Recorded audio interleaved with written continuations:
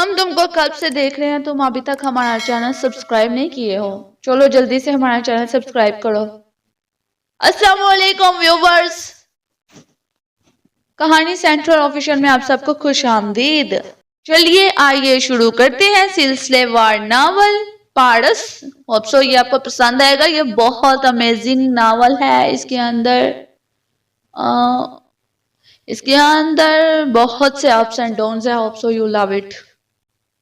یہ ناول میں نے چھوٹے ہوتے ریڈ کیا تھا اور یہ مجھے اتنا پسند تھا نا تب، اور میں نے جب یہ چینل شروع کیا تھا نا میں نے اس کو ایک دفعہ انکلوڈ کرنے کی کوشش کی تھی، لیکن پھر کچھ ایسا ہوا تھا 5 ماہ کا میں نے گیپ لے لیا تھا، تو میں نے اس ناول کے جو 2-3 ایپیسوڈ میں نے ریکارڈ کیے تھے، آنر کیے تھے، ان کو میں نے ڈیلیٹ کر دیا تھا. تو میں نے سوچا کہ اب جیسے میں نے سٹارٹ کر دیا چینل پہ کام کرنا اپنے، تو میں نے سوچا کیوں نہ میں اس چینل اسی ناول کو کمپلیٹ کر کے ذرا اپلوڈ کرتی ہوں، کیونکہ یہ کہانی بہت ہی اچھی ہے. Hope so you guys love it. تو چلے آئیے شروع کرتے ہیں. وہ بہت دنوں بعد اس کمرے میں آئی تھی. اس ماسٹر بیڈ روم کی سب سے خوبصورت اور فوراً اٹریکٹ کرنے والی چیز اسے سامنے دیوار پر لگی ماما پاپا کی وہ تصویر لگتی تھی جو ان کی فرسٹ ویڈنگ اینیورسری پر بنوائی گئی تھی.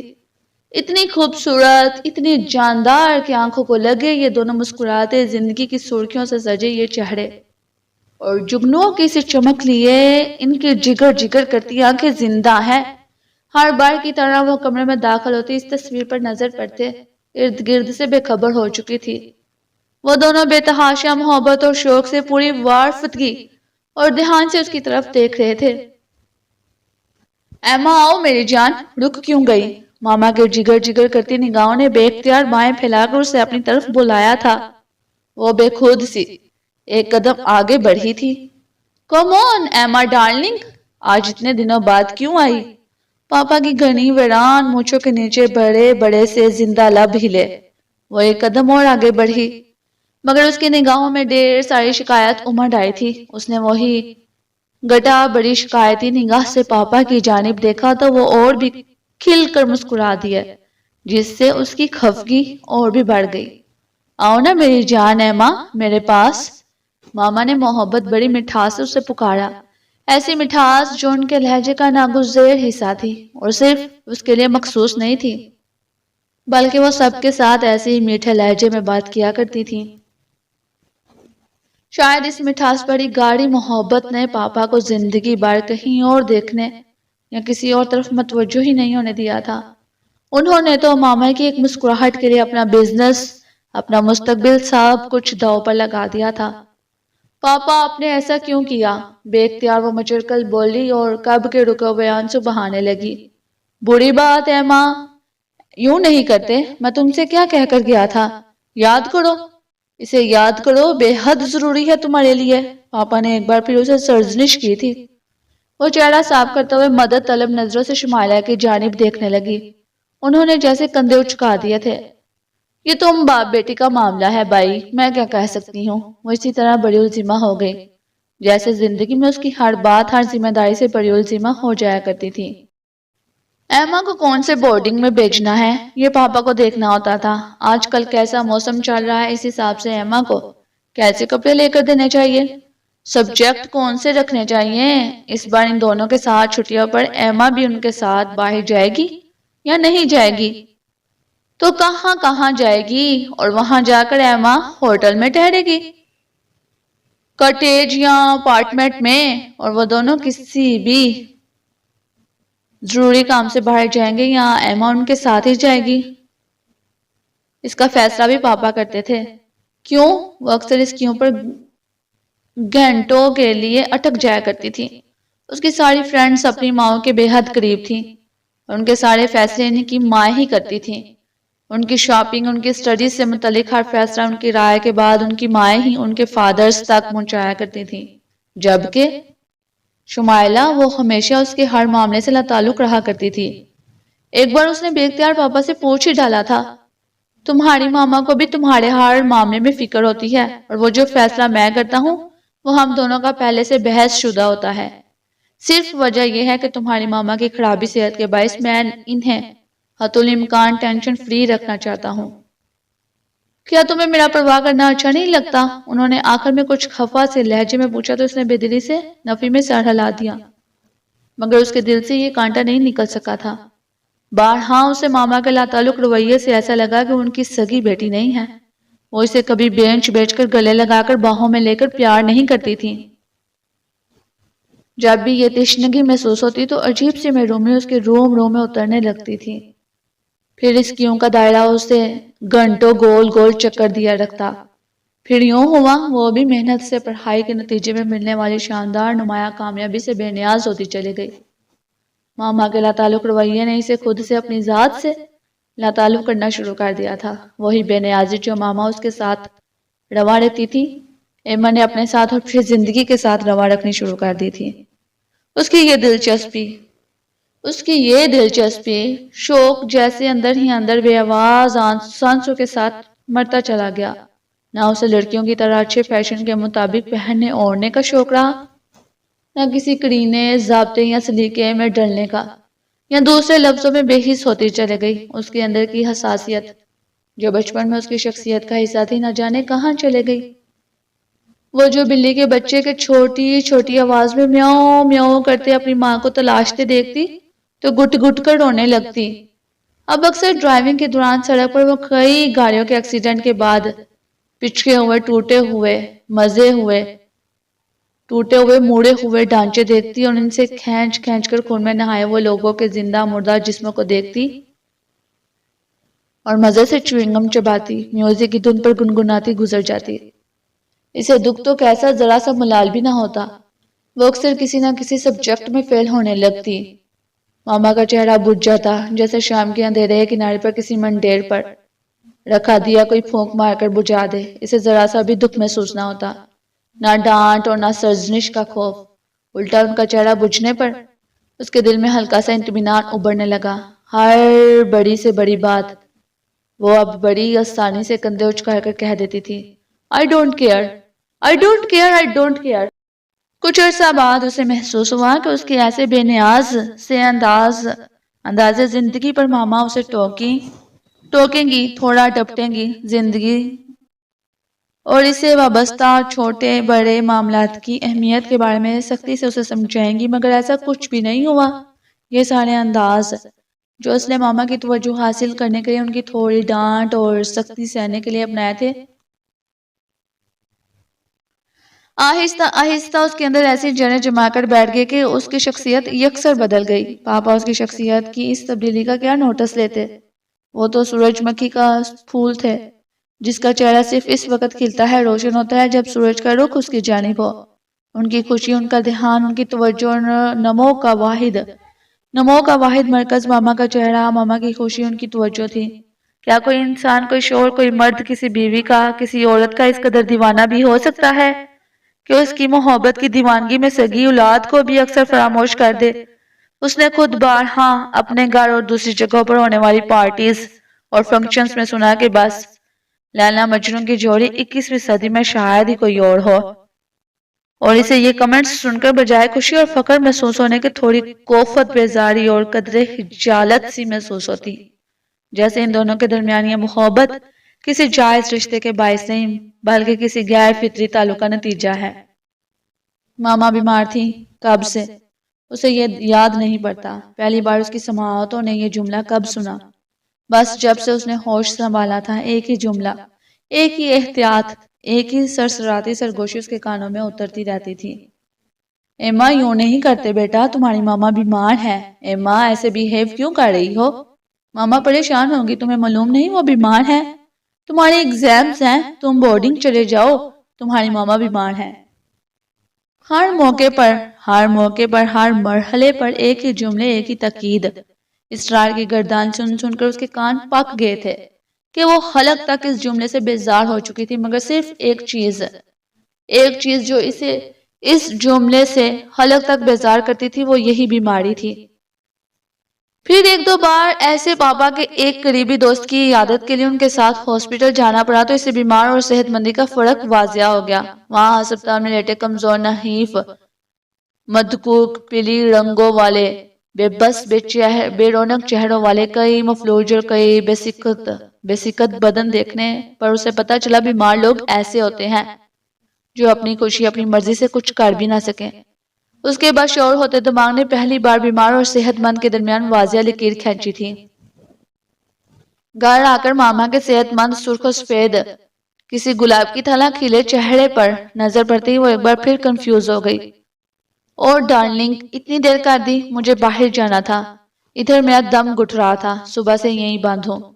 سڑک آگ کی طرح دہکتی قیمتی کام والے بارڈر کی سیاہ حاشیے والی ساڑی میں ہلکے سے میک اپ اور ہلکی سی جوڑی میں قیامت ڈالتی ماما کا حسن دو آتشہ ہوئے جا رہا تھا، اور یہ جملے بولتے ہوئے ان کی آواز کا مدر جزر اسے ہی نہیں پاپا کو بھی پریشان سا کر گیا تھا۔ اوہو سوری ڈیئر، ویری سوری۔ تمہیں معلوم تھا مجھے قریشی صاحب کی عیادت کو جانا تھا اور یہ ایما میرے ساتھ۔ پاپا فوراً لرزاجت بڑے لہجے میں عذر پیش کرنے لگے تھے۔ اچھا مجھے معلوم تھا، اب چلے؟ ماما ان کی بات کی طوالت سے گھبرا کر 2 قدم آگے بڑھی۔ پاپا میں بھی آؤں؟ وہ ان دونوں کے بیچ کھڑی تھی اور جیسے انہیں نظر ہی نہیں آ رہی تھی، اس نے خود نظر آنے کی کوشش کرنا چاہی۔ اوہ نہیں ایما ڈارلنگ، تم گھر پر رہو، تمہاری ماما بیمار ہے۔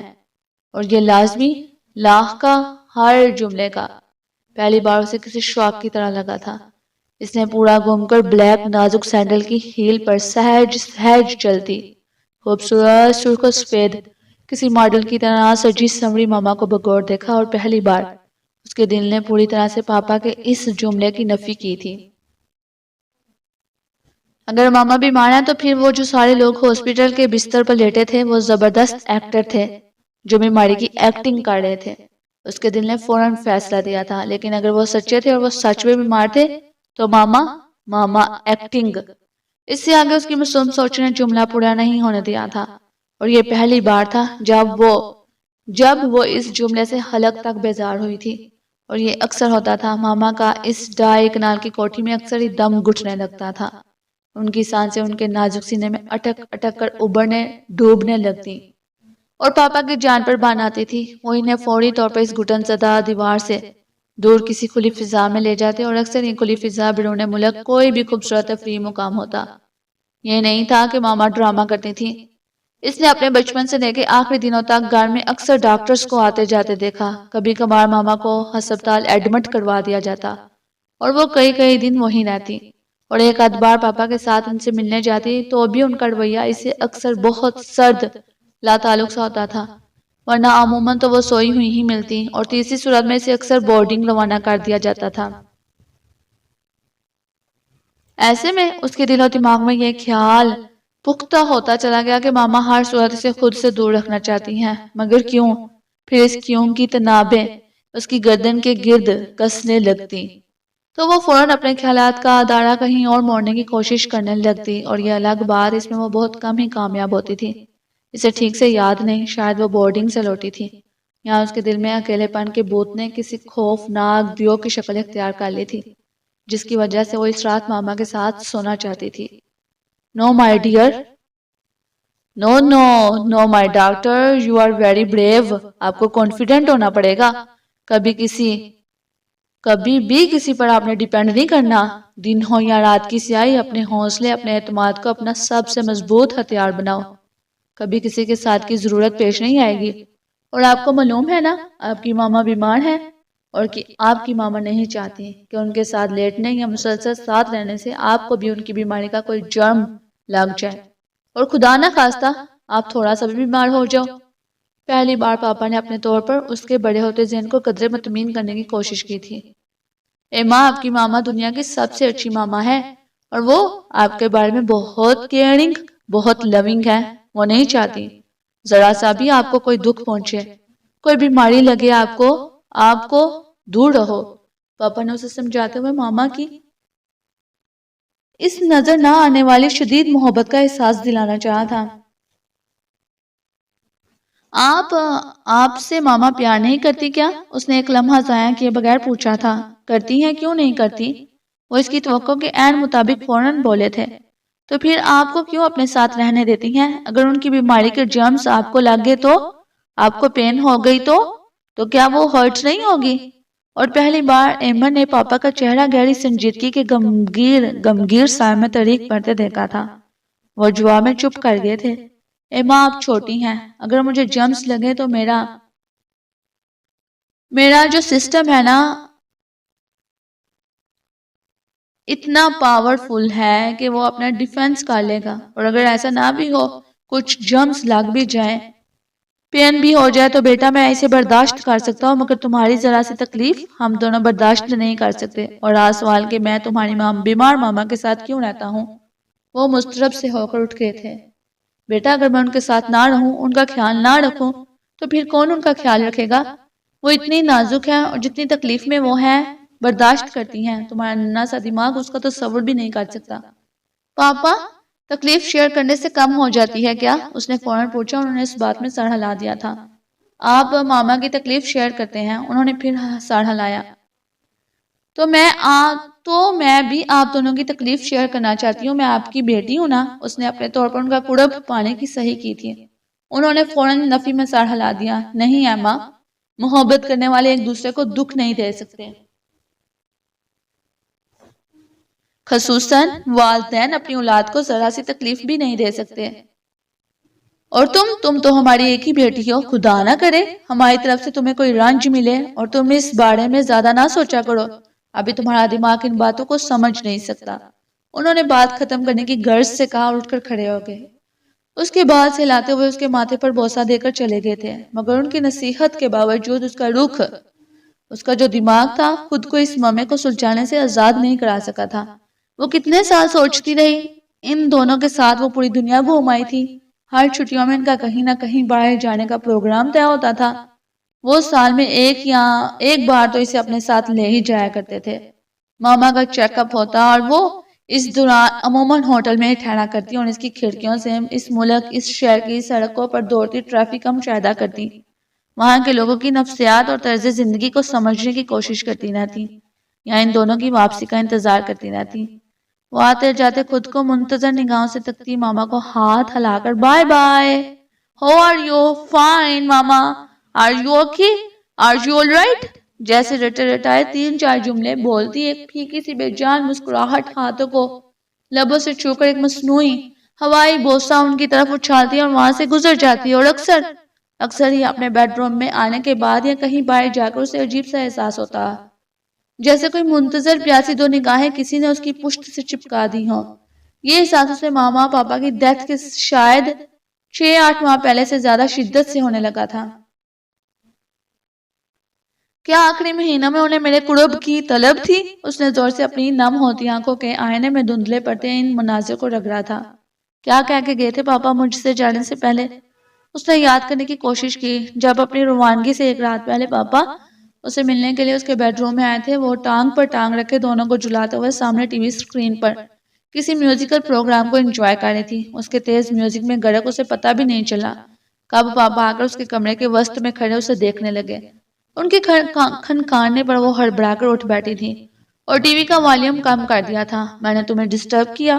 وہ اس کے قریب کرسی کھینچ کر بیٹھ گئے تھے۔ تمہاری چھٹیاں کتنی باقی ہیں؟ ابھی تو آئی تھنک 1.5 ماہ تقریباً۔ اس نے چہرے پر آئے بالوں کو پیچھے کی طرف جھٹکا تھا۔ پاپا اس کی طرف غور سے دیکھ رہے تھے۔ کیا دیکھ رہے ہیں ایسے؟ وہ جھیم کر بولی تھی۔ ہماری بیٹی کتنی بڑی ہو گئی ہے ماشاءاللہ۔ وہ اسے دیکھ کر کچھ اداسی مسکراہٹ سے بولے تھے۔ میں چاہ رہا تھا تم اے لیول کسی اچھی سی جگہ، میرا مطلب ہے باہر کی جو بھی یونیورسٹی تمہیں پسند ہو، تمہاری ماما کا آپریشن ہو جائے، اور امید ہے کہ پھر انشاءاللہ سب پتہ کر یا تم میرے ساتھ چلنا۔ ویسے تمہارے آگے کیا ارادے ہیں؟ وہ اپنی بات میں دوری چھوڑ کر اس سے پوچھنے لگے تھے۔ کچھ خاص نہیں، رزلٹ کے بعد سوچوں گی۔ وہ اسی لاپرواہ انداز میں بولی جو اب اس کی طبیعت کا حصہ بن چکا تھا۔ اوکے اچھا سنو، وہ جیسے اس موضوع کو تمام کرتے ہوئے بولے تھے، صبح ہماری فلائٹ ہے، 15 دن بعد تمہاری ماما کا آپریشن ہے۔ امید ہے، بلکہ 100% امید ہے کہ کامیاب ہی ہوگا۔ تمہاری خالہ بھی تو آ ہی چکی ہوں گی، وہ گھر کا سارا انتظام دیکھ لیں گی، وہ بہت اچھی سمجھدار خاتون ہے۔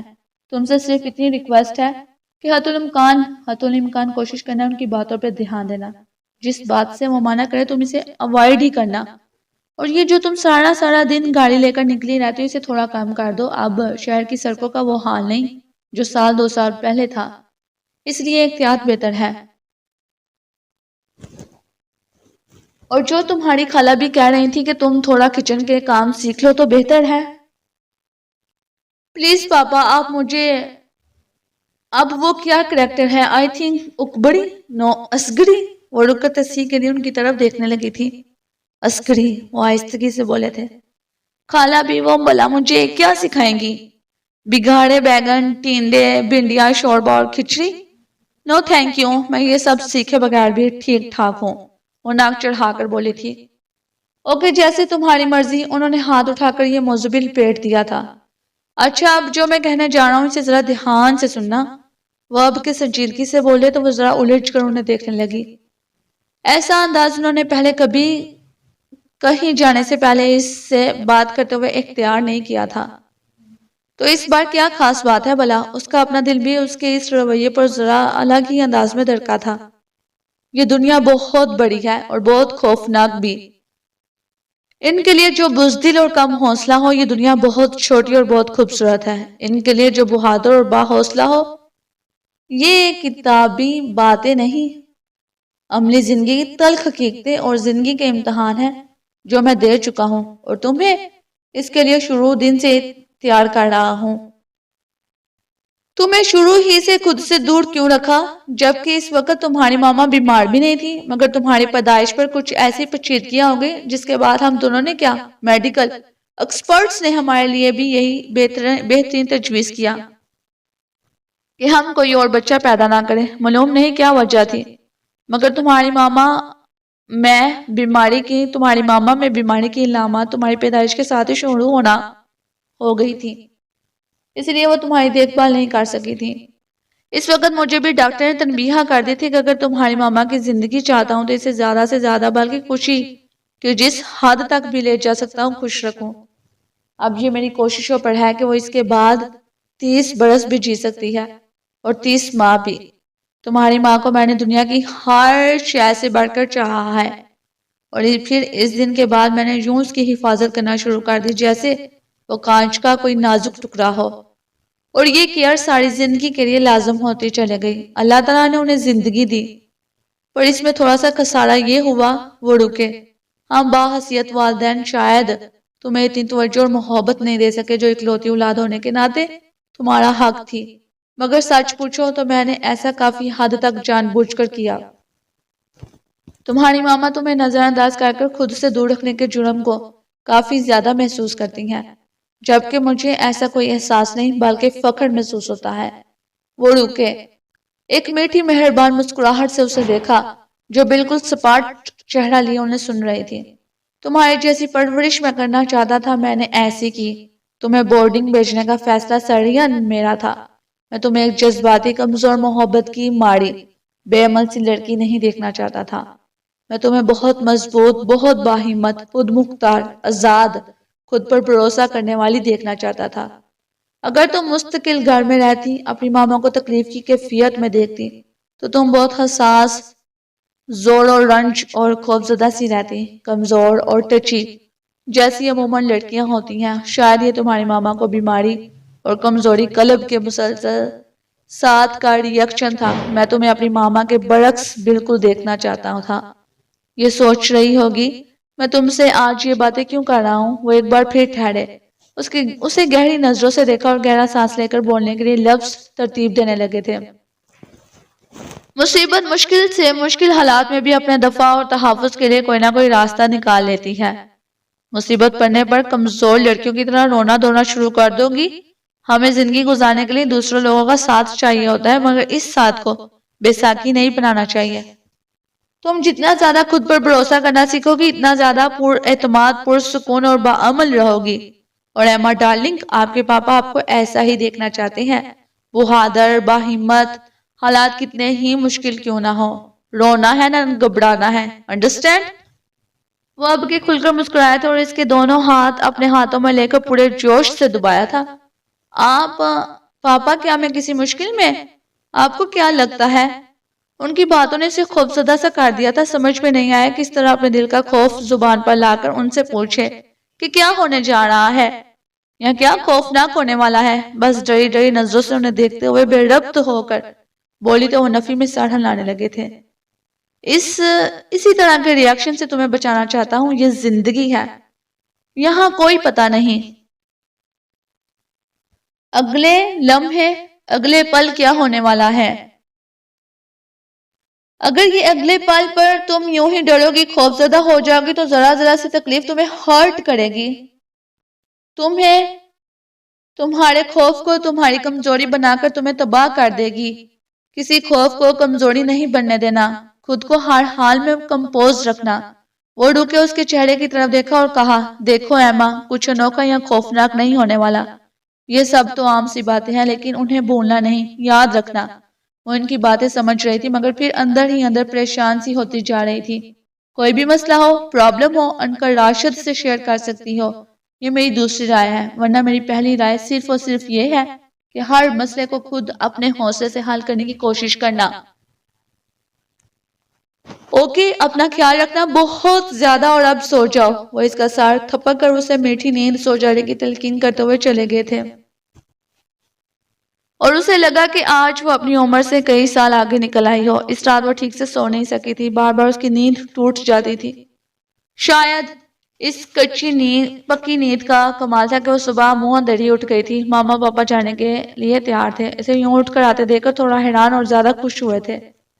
ماما نے اسے شانوں کے گرد بازو حمال کر کر پیار کرنا چاہا تھا, مگر اسے اپنے ساتھ نہیں لگایا تھا. بڑی احتیاط سے اس کی پیشانی پر بوسا دیا تھا اور پھر اسے خود سے پرے کر دیا تھا. وہ ان کے ساتھ لپٹ کر تھوڑا رونا چاہتی تھی, مگر ماما کے چہرے ان کے انداز میں ایسی کسی دل گرفتگی کے آثار نہیں تھے. وہ مسلسل مسکراتے ہوئے اسے میٹھی میٹھی نظروں سے تکے جا رہی تھی. بابا نے اسے سال تک لگا کر پیار کیا تھا, کوئی نصیحت نہیں کی تھی. ماما نے اسے 2 قدم پڑے کھڑے کھڑے محبت بڑی تاکید کی تھی.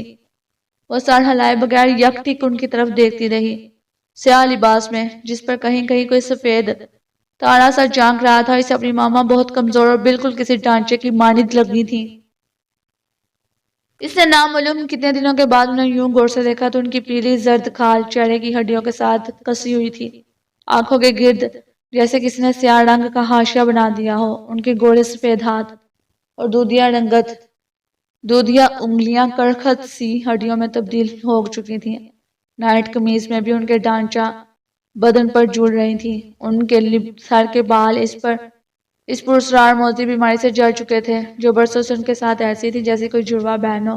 ان کی سبھی پیشانی اب ایک چٹیل میدان کی طرح دور تک پھیلی ہوئی نظر آ رہی تھی, اور اس چٹیل میدان سے نیچے سیاہ حاشیے سے اوپر اندر کو دنسی ہوئی سیاہ خوفناک سی آنکھیں. وہ ڈر کر ذرا پیچھے ہٹی تھی. اسے بلا مبالغہ انہیں شاید 2 ماہ بعد اتنے قریب سے دیکھا تھا, ورنہ تو اس نے عرصہ ہوا ان کے قریب بیٹھے یا بیٹھنے کی خواہش کو اپنے دل و دماغ سے نوچ پھینکا تھا, اور پھر اس کے خیالات اور اندازے غلط ثابت ہوئے تھے.